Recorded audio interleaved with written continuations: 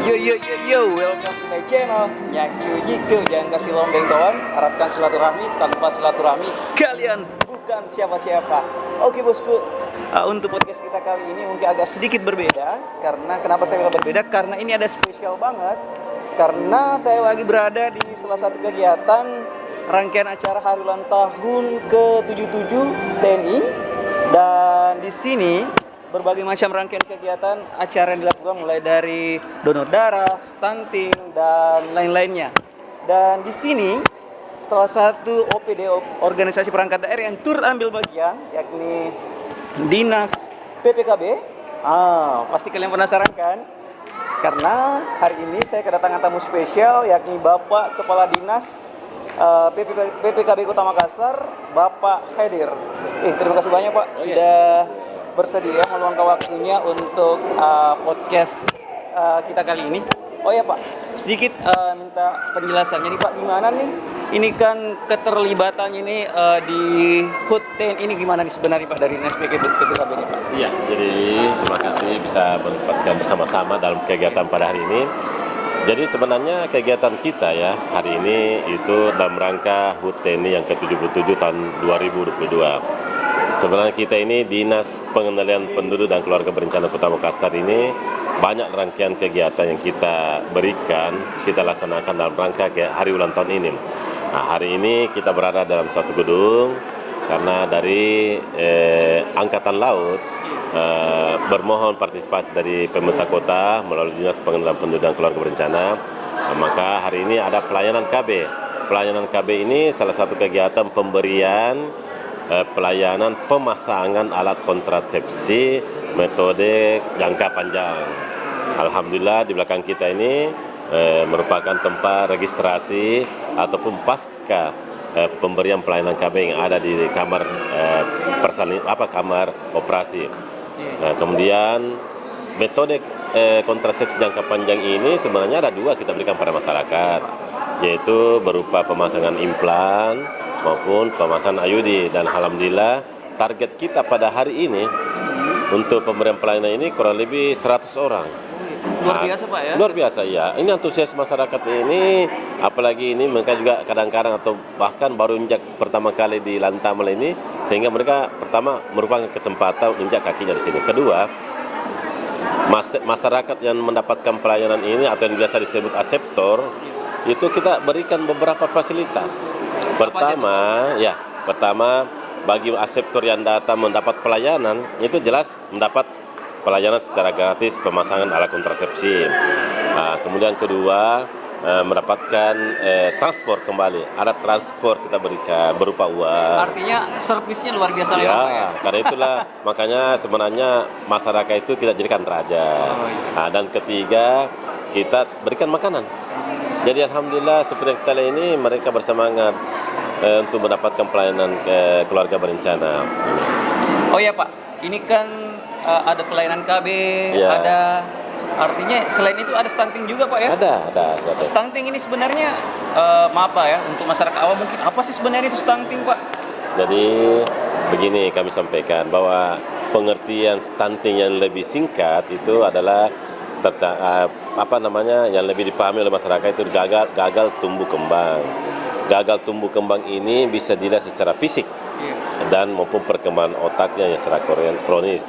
Biasanya kalau secara fisik ini kita lihat rata-rata umur anak 2 tahun itu tingginya tidak sebanding dengan yang normal 2 tahun. Makanya kalau istilah bahasa daerah atau istilah kearifan lokal itu adalah datul. Datul ini karena pendek. Kerdil Pak ya? Kerdil, bahasa Indonesia kerdil, bahasa Bugis, bahasa Makassar daerahnya adalah datul, dan bahasa internasionalnya adalah stunting. Jadi kami sudah sampaikan bahwa hari ini termasuk mekanisme dan pola kerjasama kita dengan mitra. Ini kan termasuk mitra. Angkatan Laut ini, TNI Angkatan Laut merupakan mitra kita dalam melaksanakan program-program Baga Kencana. Salah satu bentuk kegiatannya nanti ada berpartisipasi kita dalam pertama menghadirkan anak-anak yang berisiko stunting atau sudah stunting. Kemudian dari pihak Angkatan Laut itu memberikan paket bantuan makanan bergizi atau namanya paket stunting. Iya. Oh ya Pak, penjelasan selanjutnya nih Pak, saya minta nih gimana nih sebenarnya ini stunting Pak? Memangnya untuk Kota Makassar langkah-langkah apa sih yang Bapak pernah lakukan untuk penanganan lebih spesifik nih Pak? Apa aja nih Pak? Jadi kami sampaikan bahwa masalah stunting ini sebenarnya sudah masalah nasional, ya. Tapi harus diinstruksikan kepada pemerintah daerah harus jeli mengambil langkah-langkah. Makanya ada inovasi. Inovasi maupun kebijakan daerah, khususnya pemerintah Kota Makassar ini, alhamdulillah tahun ini kita menganggarkan, khususnya di Dinas Pengendalian Penduduk dan Keluarga Berencana Kota Makassar, kita menganggarkan beberapa paket untuk anak stunting. Jadi kita anggarkan 7.500 paket untuk anak stunting. Ke depan insya Allah kalau bukan bulan ini, bulan depan kita sudah membagi secara serentak.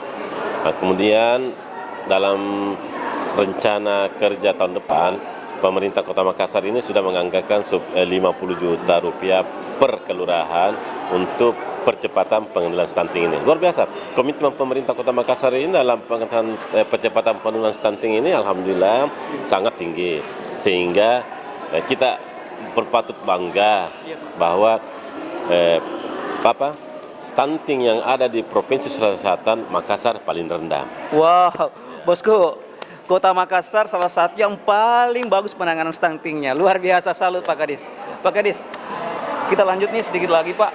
Khusus untuk Kota Makassar sendiri gimana sih bentuk sinergitas dengan masyarakat di lorong gimana nih Pak? Karena ini kan ada program lorong wisata nih, gimana nih Pak? Makanya setiap saya turun ke lapangan, setiap saya datang kader-kader, harus jalan antara program Baga Kencana yang dari BKKBN maupun program pemerintah Kota Makassar harus berkolaborasi. Keberadaan program Kota Makassar yaitu lorong wisata yang sekarang lagi tren ya Lorwis, itu di dalam lorong wisata itu ada keluarga.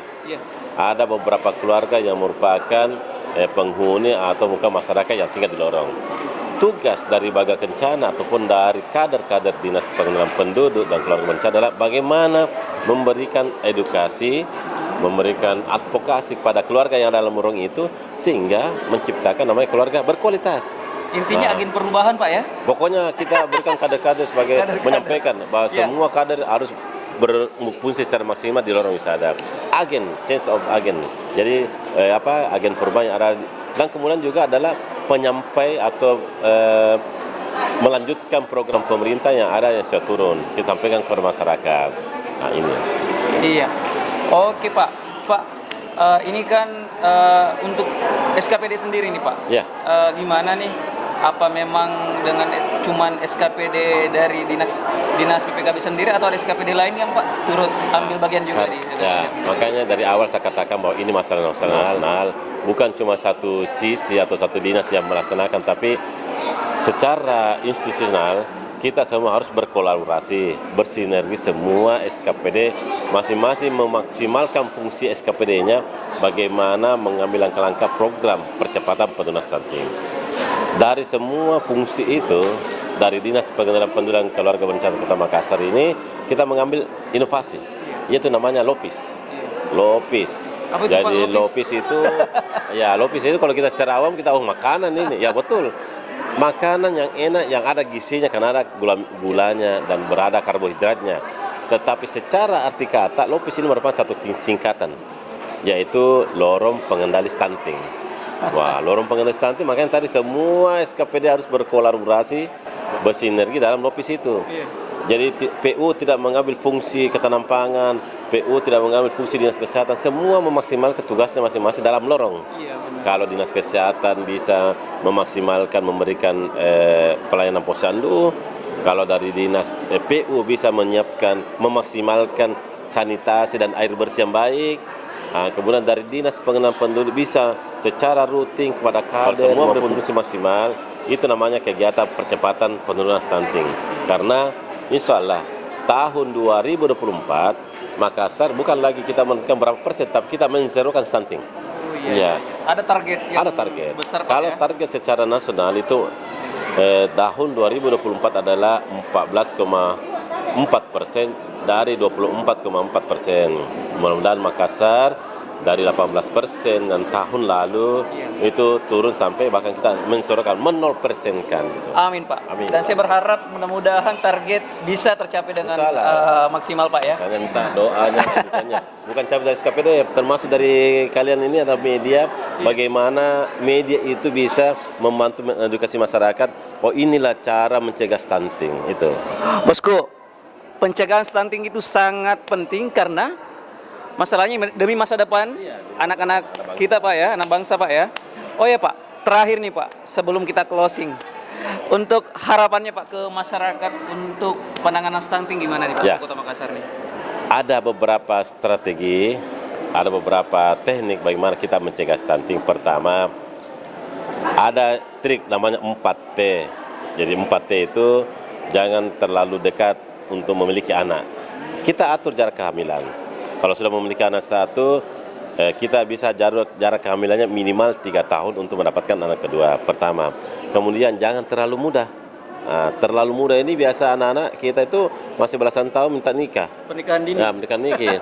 Makanya dalam program Bangun Kencana itu diisyaratkan remaja putri itu minimal 21 tahun. Kemudian remaja putra minimal 25 tahun. Nah, ini.